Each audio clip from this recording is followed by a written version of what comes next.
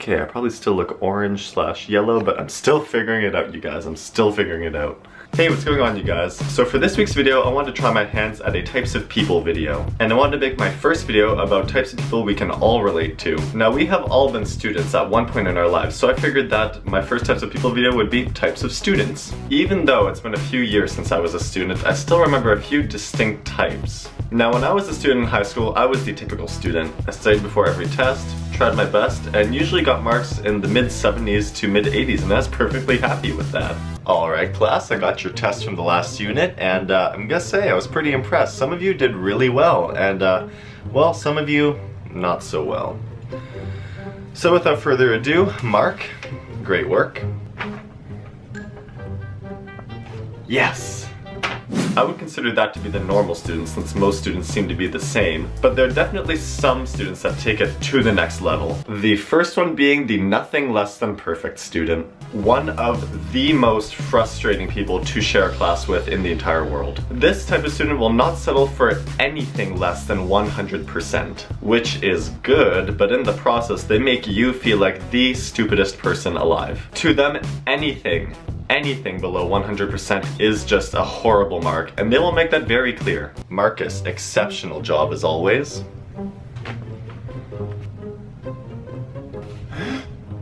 Mr. Marcus, what did you get? 95.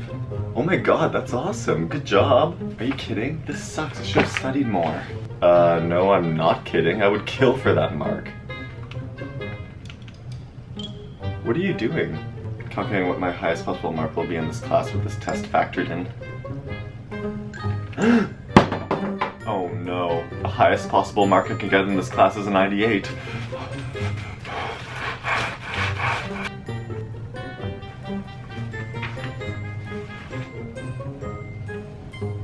I've said it already, but it is so frustrating to share a class with this kind of person because they literally make you feel like the stupidest person alive. They've received a freaking amazing mark that you would absolutely kill for, and they're treating it like it's a complete failure, and now you're saying they're looking at your test that's in like the 80s and wondering if you're a complete failure or not and if you're on the path to success.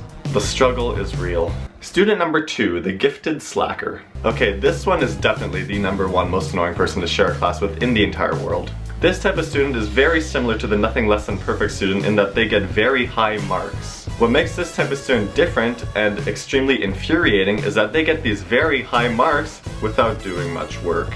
While you're there taking notes, studying your butt off, and just getting a mark in the mid-80s, this student has done hardly anything, doesn't take any notes, doesn't seem to be really doing anything that's going to get them any high marks, but then they come home with a test in the mid-90s. How? Now, I've shared many classes with gifted slackers before, and I've always just marveled at how they can be so smart but be so unknowing of it. Also similar to the nothing less than perfect student, if this type of student gets any mark less than 100%, they will also act like it's the worst mark in the world, and make you feel stupid in the process. John, very good job, I'm impressed.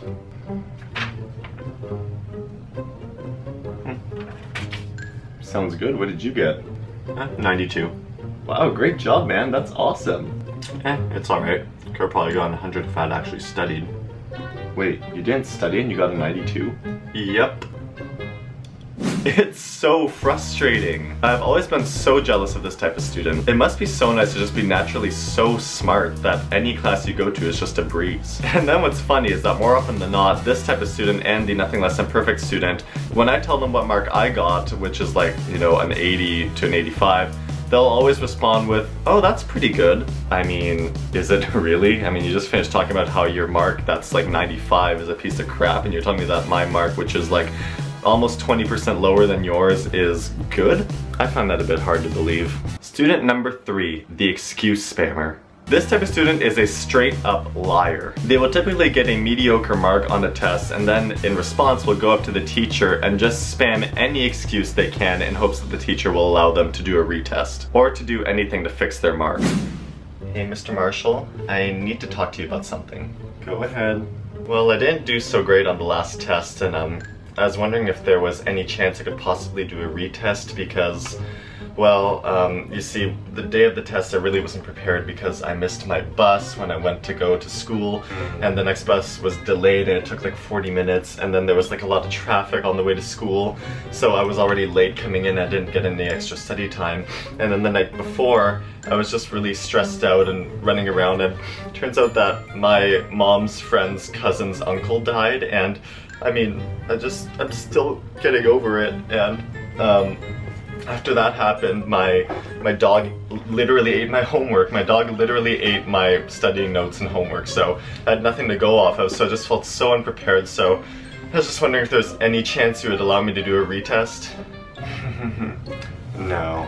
I mean, how stupid do they think the teacher is? They've heard every excuse in the book and know straight up that you're lying your face off to them. Not to mention they were once students too. They can also tell easily if you are lying or not. They didn't go to teachers college for nothing. They're experts in their field. They know. Some of the excuses I've heard my friends come up with in high school just amazed me. One of my friends used the "my friend died and I have to go to their funeral" excuse. One friend even crumpled up her project that she lost, when meanwhile she just didn't do it until the last second and crumpled it up to make it look like it was lost, and the teacher accepted it, oddly enough. The excuse member will do anything to get any chance to get a better mark. Student number 4, the victim. This type of student is straight up not a good student at all.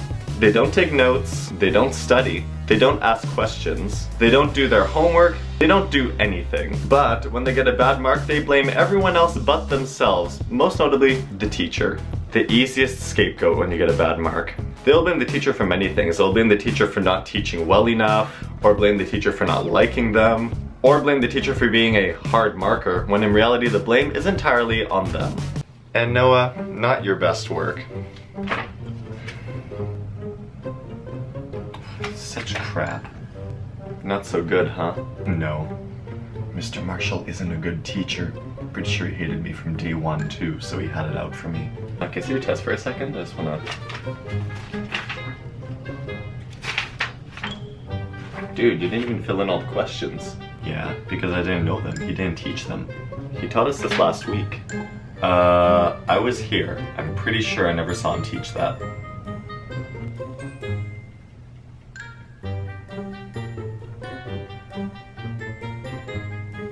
Yep, this student lives in the perpetual cycle of victimhood, personally believing that they've done nothing wrong and expecting success to be handed to them on a silver platter, when in reality they don't put the work in, so instead they blame everyone else but themselves. It's quite sad, really. And last but not least, student number 5, the sleeper. This student doesn't really need any introduction. There's one in pretty much every class. They spend the entire class doing this.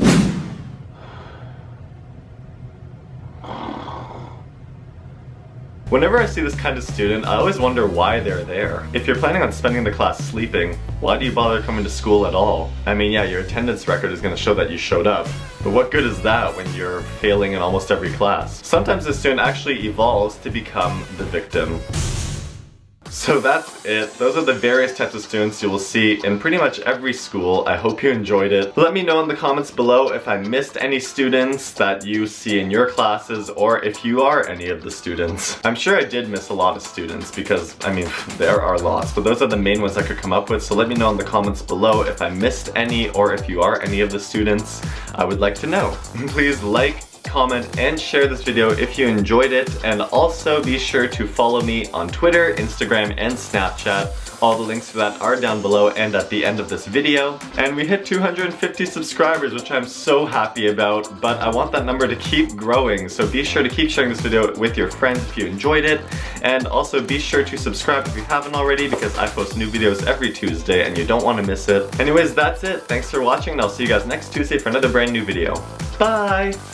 Next we are going to try the Curly Whirly. Again, no idea what to expect. I have a feeling it's going to be something caramel and chocolatey, so... Oh wow, that looks nothing like I thought it would.